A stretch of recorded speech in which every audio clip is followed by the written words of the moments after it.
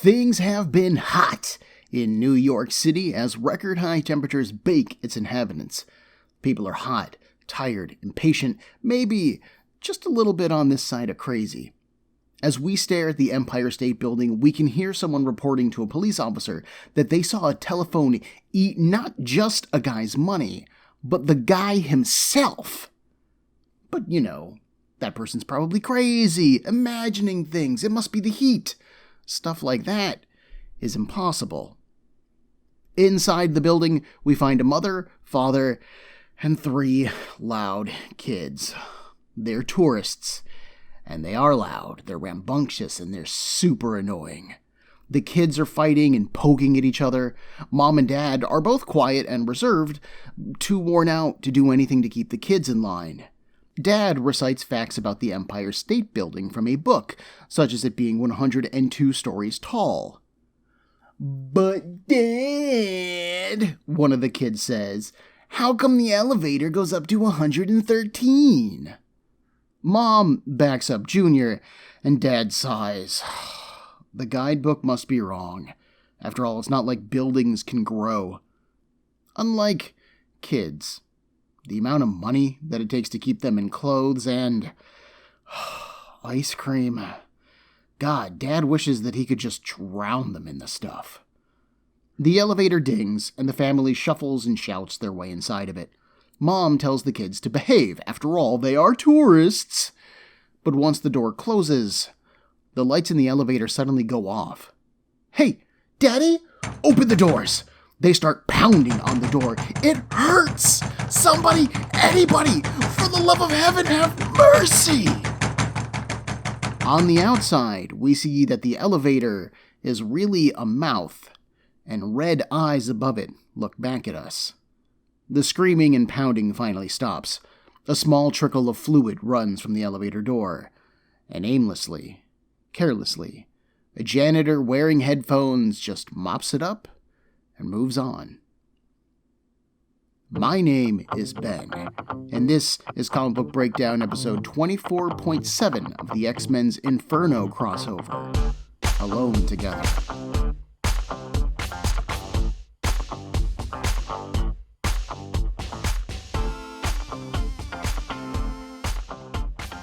Author Chris Claremont, penciler Marc Silvestri, inker Dan Green, and colorist Glynis Oliver start off Uncanny X-Men issue 273 with this short scene, and I love it. While I never experienced New York in the 1980s, the legends say that it was a pretty crazy place. Overhearing someone calling the cops and saying that a telephone booth ate a guy, that seems like the kind of crazy thing that you would overhear, but just dismiss. And I have had my fair share of run-ins with addled homeless people who just shout gibberish at you or make ridiculous claims. Knowing what we know about Inferno, though, having finished the New Mutants course of this meal, we know that that claim could very well be real. Exterminators is cover dated for an October 1988 release, with Uncanny dated for December. So astute readers at the time would have seen Nastor's spell at work over there already, which explains what is going on here. Claremont does have his own take on Simonson's more playful tone, working in background jokes largely through ambient noise, things like radio broadcasts and overheard conversations, and, of course, our poor tourist family. It's kind of amazing, actually, how much I absolutely hated this family in the 3 short panels that they existed in before they were eaten. And I think that Claremont knows it. This is as stereotypical as the American nuclear family gets. Unremarkable parents failing to deal with loud, annoying kids that they secretly can't stand. Anyone would wish for this family to get the hell away from them. But then they're killed. Not quickly, either. It sounds painful and terrifying and undeserved.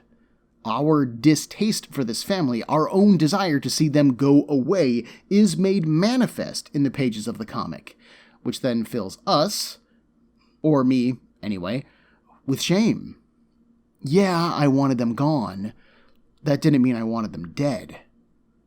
Then again, who hasn't wished for an annoying child to just drop dead. I work in retail. I worked the toy department for 2 months over December. I know that I've wished this on the daily. And always jokingly, of course, because I know that it's not going to happen. This sudden wish fulfillment that Claremont gives us highlights our own, the audience's own, inner demons. Our own lack of humanity. Then the janitor just mops up the blood and walks away. This guy isn't demonic, he's not a monster, he is clearly drawn as a human being, but he's got headphones on, and his eyes are mostly closed as he just kind of skims through his job. He isn't looking for the evil that's all around him, and so he doesn't notice it. Like, honestly, most of us. This scene is 2 pages long. That's it. And it's funny, it's dramatic, and it perfectly sets up the themes and emotional beats that this story arc is going to explore. This kind of no swearing is why Claremont is a legend, and I am glad to be here back at his best. Somewhere else entirely, we see Mr. Sinister sitting on his throne, I guess. We're in some sort of interior space. The wall behind him is all black, with various sized screens set into it showing news from all over the world. The throne is an odd mix of cables and what looks like organic-looking tissue, like it's been grown together around technology, like some kind of H.R. Geiger Aliens thing. Cables or tentacles make up the base of the throne and snake up into the air above it. We cannot see the top of this thing. Mr. Sinister is kind of a goofy-looking guy. His skin is pale white, absolutely without color. His hair is cut short and sharply all black. A small red diamond rests in his forehead, above red eyes and thin black lips. He is dressed all in black with leather thigh-high boots, short gloves, and the rest of his shirt and pants look like they're, made of bands? Like it's a horizontal leather wrap or some kind of armor. An odd cape made of ribbons juts out behind him. The exterior of the ribbons is black, while the interior is red. A collar rises up alongside either side of his head, up and over him, and same thing, the outside is black, the inside is red, and he has a red diamond in the center of his chest. Mr. Sinister looks like a bad guy. Or, at the very least, he looks like a creepy guy. Dangling in one of his hands absent-mindedly is a glass or crystal figure. Hanging in the air before him are more of these figures. They're surrounded by a glowing light, which I'm assuming is what is keeping them in the air. Even from this distance, I can see that they are figures of the X-Men, and Sinister stares at them wistfully. He has known for some time that Earth is too small for humanity and mutant kind. A conflict between them was going to be inevitable, and since the X-Men have chosen to defend humanity, he looked forward to challenging them. A man is measured by the caliber of his foes, after all, and the X-Men were the best. Emphasis on were. He feels cheated by their loss, diminished somehow. Then he cocks an eyebrow as a female voice shouts his name. This is Malice, one of his marauders. Malice's mutant ability made her a living energy matrix. She has no physical body of her own anymore, and instead is forced to rely upon possessing the bodies of others. Normally, she can jump from body to body at will, but she currently possesses the body of Lorna Dane, a former X-Man named Polaris. Polaris has similar powers to Magneto, the ability to manipulate magnetism, but after possessing Lorna, Malice has found that she can't leave her anymore. She's stuck. Sinister says that he suspected as much when he ordered her to possess the woman. Their personalities and their powers match too well. He even says that it seems like they might have been made for each other. Raging, Malice unleashes an electromagnetic blast, shattering the screen surrounding Sinister. Then she leaps at him, eager to do him some physical harm. but Mr. Sinister gestures, and she just freezes in midair. He closes his hand into a fist, and she crumples in on herself, crying out in pain. He approaches, chastising her attitude. She should know better than to put her powers against his. "This is how he repays her?" Malice asks. She lifts her head, and we see a choker around Lorna's neck.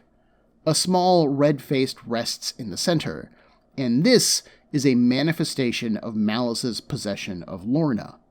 As much as the pained, hurt expression on Lorna's face reflects Malice's emotion, the choker is actually more the woman. A tear runs from her eye. Malice has served him faithfully for so long, and now he traps her? Sinister explains that that isn't the case at all. Malice can still roam about and temporarily possess the bodies of others, but now she will have a home to return to, a body that she can call her own. Yes, there's a trade-off there. She has lost some measure of freedom, and he lost a valuable asset. But now she is special, unique among all his marauders. He lets her go and keeps sweet-talking her, insisting that she is the most important part of the team. Everything that he's done to her, he has done for her own good. And somehow she buys this. No swearing. After she leaves, Sinister returns to his throne, and the screens along the back wall are normal. Either they've been repaired or regrown, or maybe some time has passed. It's incredibly hard to tell. I tend to think that the screens just regrew as Sinister monologues about Malice. That's certainly something that he would program them to be able to do, thanks to his scientific knowledge. The fool. Sinister has no heart. Vanity is the key to a person's soul, and here he holds up the figure that has been in his hand. It's of Jean Grey, wearing her X-Factor costume.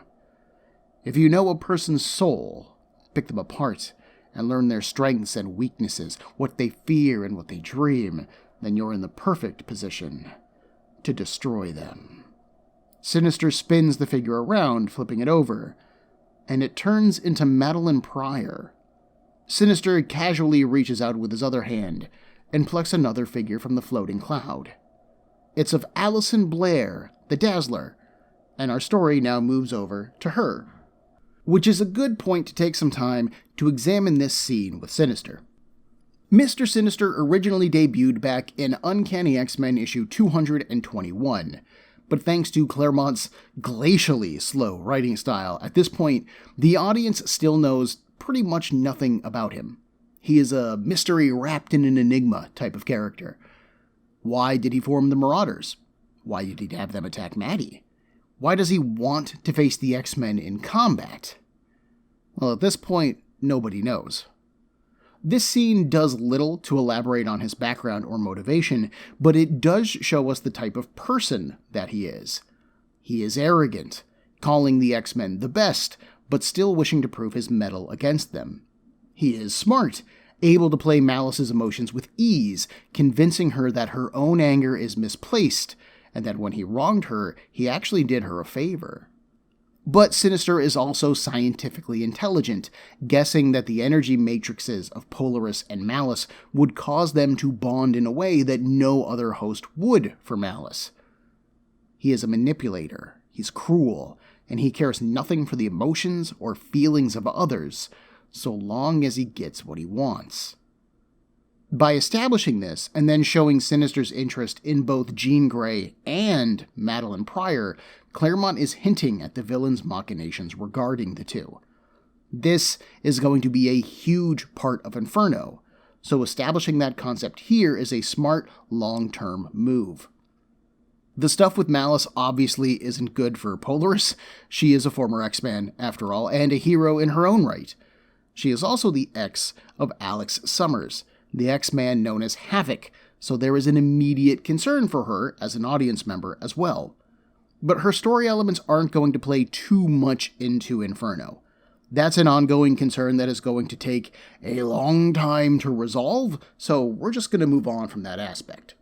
We cut to a random bar in Australia, where Allison Blair, the Dazzler, pushes her way through the swinging double doors and enters.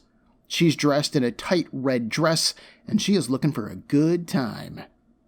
And no, I don't mean that kind of good time. The bar-wide brawl that she had interrupted freezes in its tracks as she walks through.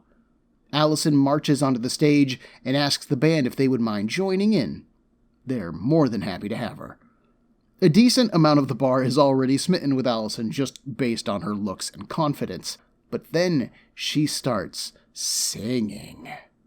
This is what she was born to do, Claremont narrates, reaching out from her heart and soul to touch the heart and soul of those listening. And thanks to her mutant power to convert sound into light, she is surrounded by a dazzling light show while she does it. The crowd just eats it up.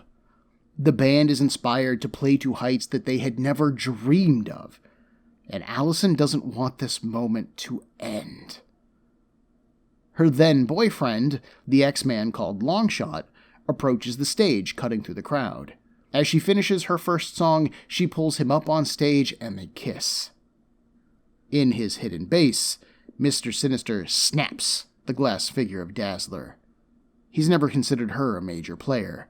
Dazzler's too caught up in her career. But Havoc, you had such potential. He reaches for Havoc's figure, and we then cut to Alex. He is running through the Australian landscape, dressed in shorts and a black top, exercising. He's pushing himself, trying to run faster and faster, and as he does, memories flash through his mind. The first is the X-Men's last encounter with the Marauders, when Havoc fired on the malice-possessed Polaris, the woman that he loved. He missed his shot, but that's not what bothers him. What haunts him is that he fired at all. Then he remembers blasting a mutant named Dive Bomber on another mission. Yes, it was Dive Bomber's life, or Storm's, and he was infected by the alien brood, so there was no stopping him, but what difference does that make? A human life or an alien life is still a life. Alex runs faster, trying to outrun the guilt, but then he remembers blasting another brood-infected mutant. This is finally too much for him, and he stops running, falling to his knees as he cries out that he killed them! Sure, he tells himself that he had to do it, but what about the next fight they get into? What happens when the person that they're fighting is a normal human? What happens if he loses control? A loud roaring catches Alex's attention, and a motorcycle suddenly tears by. It's Dazzler and Longshot, glittering thanks to her powers. They shout that he missed one hell of a show, and they rocket on by. Alex knows that three's a crowd where those two are concerned. Instead, his mind defaults back to his last train of thought, the burden of his powers. Losing control and becoming a berserker is Wolverine's thing. Alex doesn't want that. But given the role that the X-Men have taken up in the world, what choice does he really have? And who is that? The light show that Dazzler left behind coalesces, at first becoming a brief image of a firebird, before settling on the form of Madeline Pryor. She answers Alex's unspoken question, identifying herself. He almost catches the mistake, saying that he didn't realize that he was talking out loud. Wouldn't it be crazy if he could read minds? Madeline jokes. She then helps Alex up. He says that he likes her fine the way she is. She doesn't need any powers. But what is she doing out here? Maddie was monitoring him on the computers, and she saw him fall down. She figured that she would check up on him. Watching me? Alex says in disbelief. Maddie's made a habit of it, she says, taking his hand. She likes looking at him. She cares for him. Yeah, Alex agrees. So do I. Just to clarify, Alex wasn't talking out loud. When he thinks to himself, who is that? Madeline really does read his mind. Ever since the X-Men's last visit to Genosha, Maddie has been demonstrating some amount of superpowers, but she appears to have little control over them. She also hasn't confided in the X-Men that this has happened. This could be an outright intentional lie on her part, but personally, I think that Maddie is really lying to herself. I don't think she really understands that she has powers, not up to this point anyway. She sees herself as a normal human being, not a mutant, and certainly not what she ends up being revealed as. So when she reads Alex's mind, I think she does so unconsciously, accidentally, and when Alex responds, he also does so unconsciously. If Maddie directly answered his question, then how could he explain that other than that he was talking out loud? He knows, they all know after all, that Maddie is just human and she doesn't have powers. He had to have been talking out loud. That's the only rational explanation. Sinister's musings then move over to Storm, asking how someone can lead when the people that she's leading don't trust her. We then find Storm inside of the underground base of their Australian town. Massive computer screens, easily 3 times as tall as a person and 4 times as wide, make up an entire wall. A complicated computer system is stretched out below it. Images of Storm, dressed in a variety of costumes, are currently on display. Storm is impressed by the computer system. Who knew that the Reavers had such extensive files on them all? They should really find out more about them, and so she keys a command. But whatever she was searching for, she doesn't seem to get it. Instead, a recent video file is pulled up. I'm guessing that Maddie didn't think to close her tabs.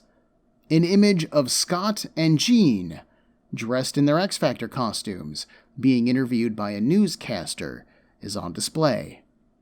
Storm's eyes go wide at the sight. It can't be. Jean Grey? Storm streaks from the room, shouting for her teammate, Wolverine! Wherever he is, Wolverine is quickly swept off his feet by storm winds and pulled up into the sky. Roiling black clouds fill it, thunder rumbling all around him. He immediately knows that whatever is going on, Storm must be in a righteous anger. Then she appears from nearly nowhere, grabbing him by his shirt front. She saw Jean alive on the screen. In a quiet voice, Wolverine says yes. He knew? She shouts. Wolverine still stays calm. Yes. Storm lets him go, and Logan drops to the ground. But before he hits it, Storm sweeps up beneath him and catches him. Her fury turns to rain now, battering them both. She wants an explanation. There were 2 times previously when Logan smelt Jean. Once when they first faced the Marauders, during the Mutant Massacre crossover, and then later at Jean's sister's place. Storm was Jean's best friend, she says. He didn't think that she should know if Jean might be alive?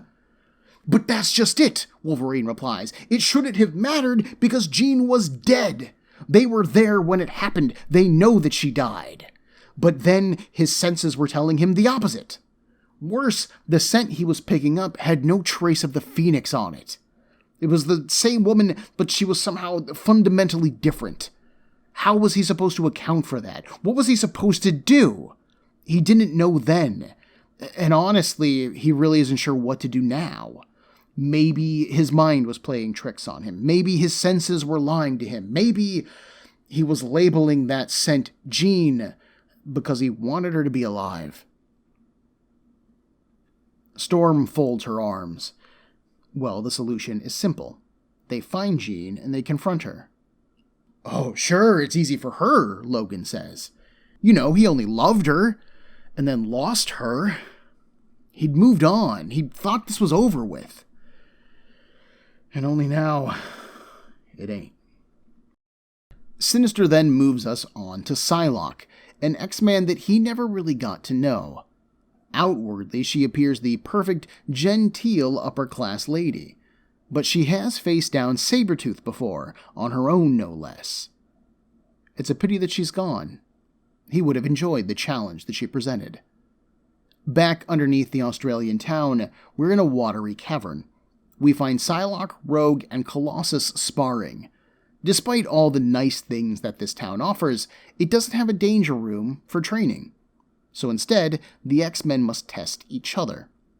Psylocke uses her telepathy to fool Rogue with illusions, and her natural speed and agility to dodge Colossus. But he's faster than she thinks, and as she dodges him, one steel hand wraps around her waist. He uses her own momentum to hurl her, and Rogue then slams into her in midair. She presses Psylocke up against a wall, her strength outstripping the durability of Psylocke's armor. Psylocke yields and asks Rogue to let her go. Rogue doesn't back down. She stares the other woman in the eyes, enjoying the challenge. Make me. So she does. A telepathic burst from Psylocke slams into Rogue's mind, forcing her to fall back. She cries out in pain and collapses. Colossus immediately goes to check on Rogue and reports that she's already coming around. But when she comes to, Rogue isn't Rogue anymore. She is Carol Danvers, or an echo of Carol Danvers. Years ago, Rogue was a member of the Brotherhood of Mutants, and she used her tactile absorption powers on Miss Marvel, who is now more wildly known as Captain Marvel.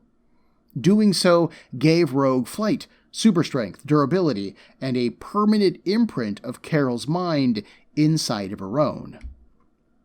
The other two X-Men note the shift in Rogue's voice, and Carol identifies herself. She compliments Psylocke's blast. She hit Rogue hard. Psylocke strips off her armor, revealing a one-piece bathing suit underneath. She dives into a pond and washes off the sweat of the fight. She and Carol discuss how different their lives are compared to how they thought they were going to be. It's not the hand that was dealt to you, they agree. It's how you use that hand. Psylocke admits that she lost her temper when she attacked Rogue. She doesn't like being helpless. She could have seriously hurt Rogue, or done worse. Carol assures her that Rogue is tougher than she thinks, but now Psylocke knows better, and next time she'll do better. They both will. And as Carol says this, her bare hand gently taps Psylocke on the bare shoulder. In his base, Sinister stands on top of a pile of shattered figures. The last one in his hand is Madeline, his finest work, his grandest of plans. The things that he could have done with her, wasted, gone. He crushes the figure in his hand. Back in Australia, Alex Summers is enjoying the midday sun. He is stretched out on a lawn chair, wearing only a black Speedo and sunglasses. He's got a radio on, and Devil with a Blue Dress On plays. He also has a cool glass of lemon water and a photo of himself and Lorna on a nearby table. He tries to just let go, to let his mind wander. And for just a moment, he's back at Scott and Maddie's wedding, dancing with Lorna. It's a wonderful memory, until Lorna suddenly morphs into Malice. He backs up defensively, bumping into Madeline. Scott and Lorna are gone. There was no one else there in the darkness, except for each other.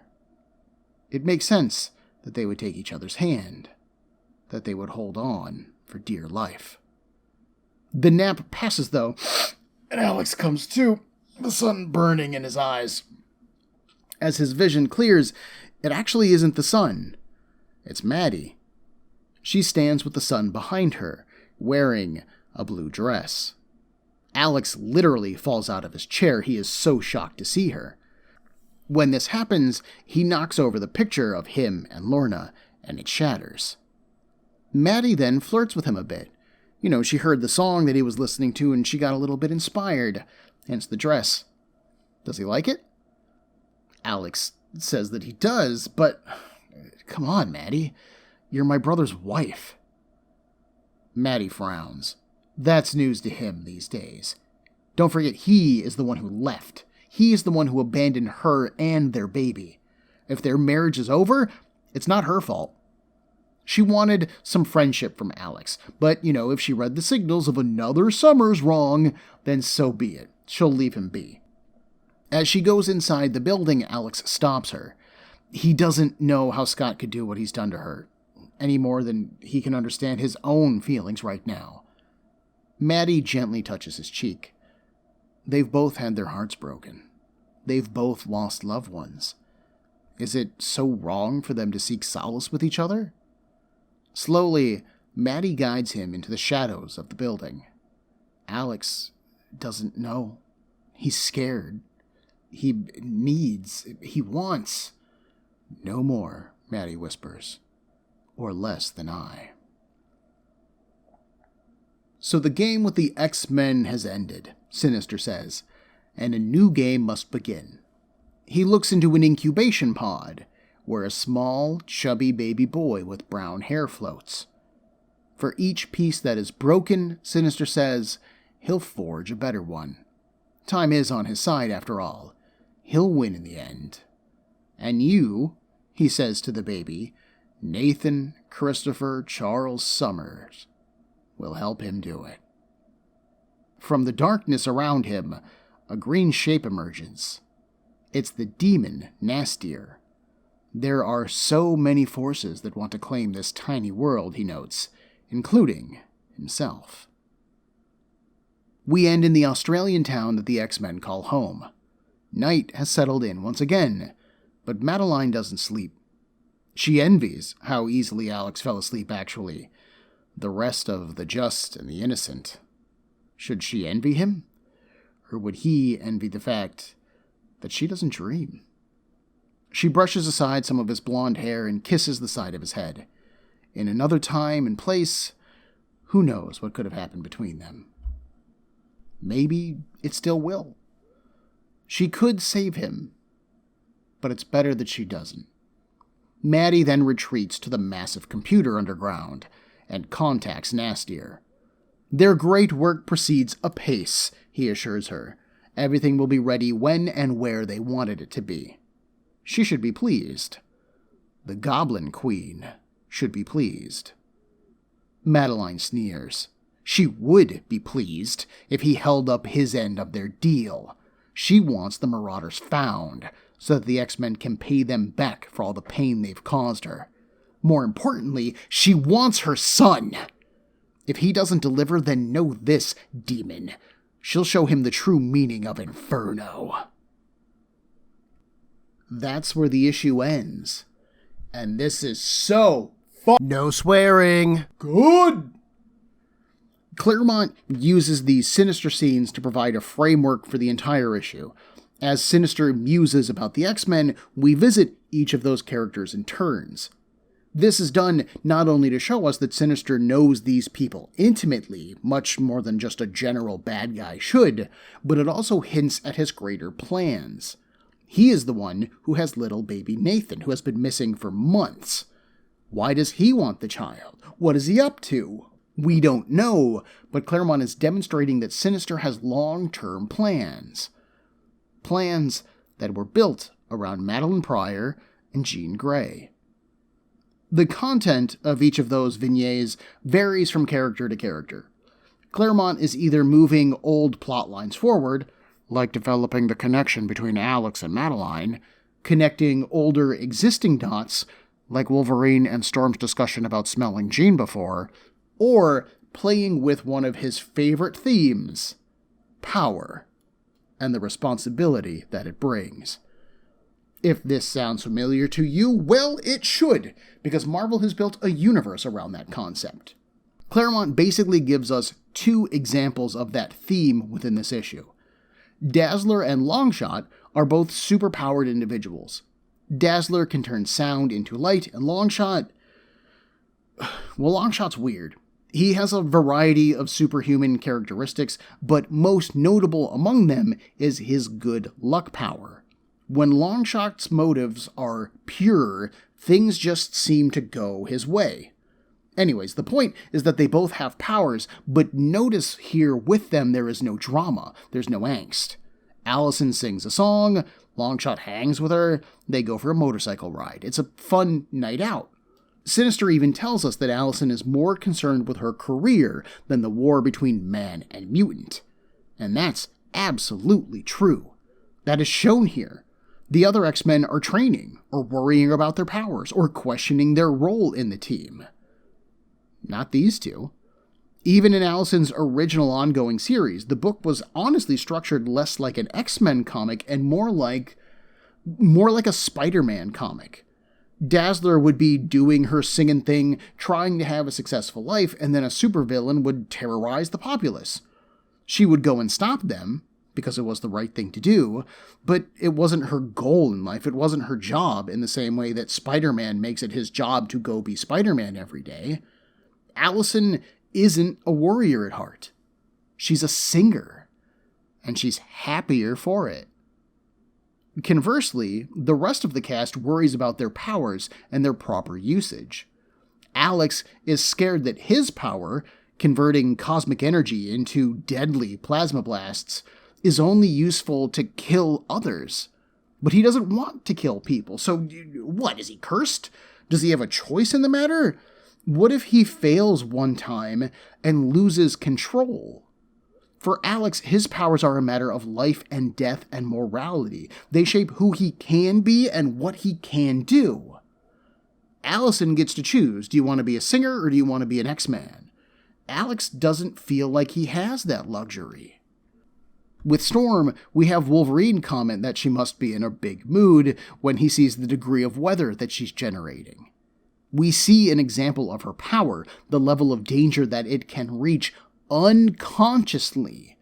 And then Storm eases things off as Wolverine explains the situation. We go from thunder and lightning and almost killing Wolverine to just a soft downpour. Do these represent tears of frustration at Logan? Tears of joy at the thought of Jean maybe being alive? We even see Wolverine doubt his own powers, questioning those moments when he smelled Jean previously. It's a bit weird to consider now, as so many comic book characters have come back from the dead and it's just become a thing, but Jean was among the first for so notable a death. So when Wolverine did smell her scent, how was he supposed to explain that? There was no reason that it would make sense, just Logan's love making him smell what he wanted to smell. And so he smelled Jean. Claremont is saying that just because Logan has powers doesn't mean that those powers can always be relied on. And finally, we have Psylocke and Rogue. Colossus kind of gets glossed over here, and in his defense, Peter doesn't really wax philosophic about his powers a lot of the time. For the most part, he's got control over his ability to turn his skin into organic steel. There's not a lot of angst there. Plus, much like Allison, Peter, at his heart, is an artist. If he didn't have superpowers, then he would be a painter. Claremont even goes on to explore this idea shortly after the events of Inferno. It's Rogue and Psylocke who really have the focus here. Rogue ends up getting lost in the thrill of her fight, and she gets cocky, and so that pushes Psylocke too far. Similarly, Psylocke has a momentary panic attack, and she uses her powers to lash out at Rogue. Both of them have incredible power, and both of them fail to control them well. Rogue pays for it by being knocked out, but Betsy notes that she could have done more harm than that. Having powers can be dangerous if you aren't careful with them. Do you get it yet, listener? This drama is inherent to Claremont's vision of the X-Men, and he is setting up the theme that Inferno is going to be exploring in the background. Notice that when Maddie first did visit Alex, she did read his mind. And we had another Phoenix effect around her before Alex could recognize her. Again, we know that Maddie is demonstrating powers. And from our last episode, the recap, we know that they've been developing for a while now. But the X-Men don't know. And so they aren't teaching Maddie how to cope with having such power and the responsible use of it. So she's just gonna use it. Does she use her powers to manipulate Alex in that last scene? Or, was that just her wiles? We know that she's got something planned, and it's probably bad, because first off, she outright says that she could save Alex, but she chooses not to. That's flooped up. Secondly, she is answering to the name the Goblin Queen. which, sounds pretty nefarious. And finally, she has allied with Nastier, and we all know that that demon is a bad dude. We also have some other small interesting things going on in the comic, like Carol's personality being able to control Rogue's absorptive touch, where Rogue can't.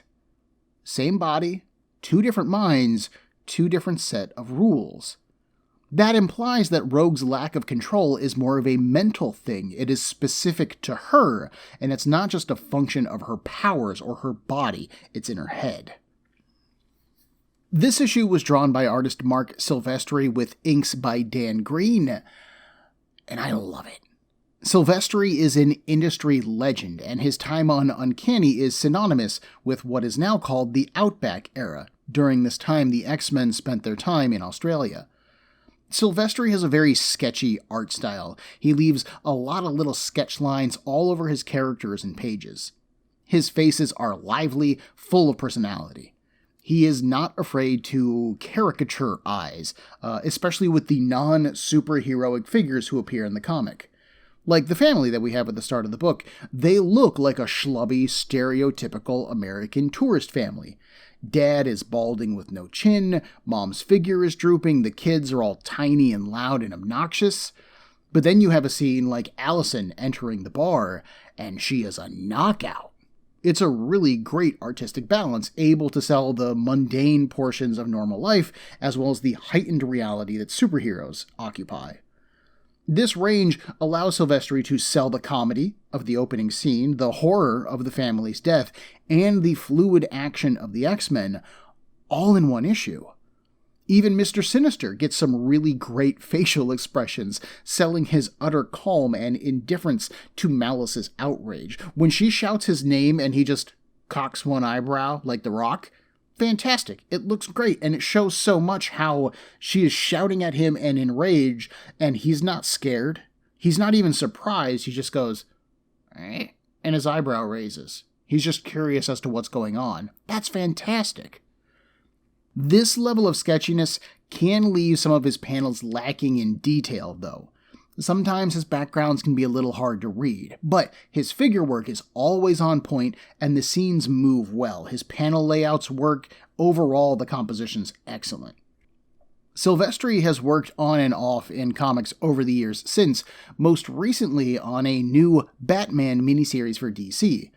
I don't really know much about it because, again, Batman's not really my thing, but it does see Batman teaming up with the Joker for whatever the plot is, and every piece of news that I have read on it seems to be utterly positive. Basically, a master of the form has returned to it. And I gotta say, it's nice to be looking at his artwork again. The coloring here by Glynis Oliver works for the comic, but it isn't terribly notable. Yes, most of the book is set in the Australian outback, but Oliver covers everything in the book with dull browns, oranges, and grays. Even moments that should pop with energy, like Maddie's little Firebird Phoenix effect or Dazzler's light show, are honestly pretty muted. The entire book looks kind of washed out to me. I'm going to cut this episode here. This issue has a lot of introductions and explanation and things being set up in it, so I think that just one big episode covering it all works. If I try to do another issue here, this is going to end up being an hour-plus long episode, and I don't really want to do that. Honestly, reading this issue, breaking it down, it's almost like sinking into like a hot bath for me. It's just so nice to be back in this corner of the Marvel Universe that I know and love and have just so much joy for. I also want to kind of give Claremont the credit that he deserves for this streak of episodes. We spent a long time reading his run on Fantastic Four and questioning some of his character choices and plot holes, but it was such a different era for comic books back in the 1980s, and his run on Uncanny at the time is so different from his run on Fantastic Four in the late 90s, early 2000s. This series is really the first time that we are covering Claremont in his storytelling prime, and I really want to give the man his due. So, next week.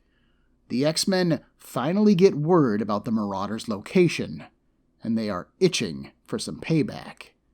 Nastier also teams up with Madeline, because he has found her child, and they go to get him back. But we all know that the Big Nasty doesn't help anyone with anything if it doesn't benefit him. He is a demon, after all. Join me in a week for episode 24.8 of Comic Book Breakdown series on the X-Men's Inferno crossover. Payback is a big... Still swearing. Everyone, there are a million podcasts vying for your time and attention, and I'd like to thank you for listening to mine. If you would like to get in touch with me to share a concern, request a series, compliment me, berate me, whatever you like, send me an email at cbbreakdown@gmail.com. Otherwise, thanks for listening.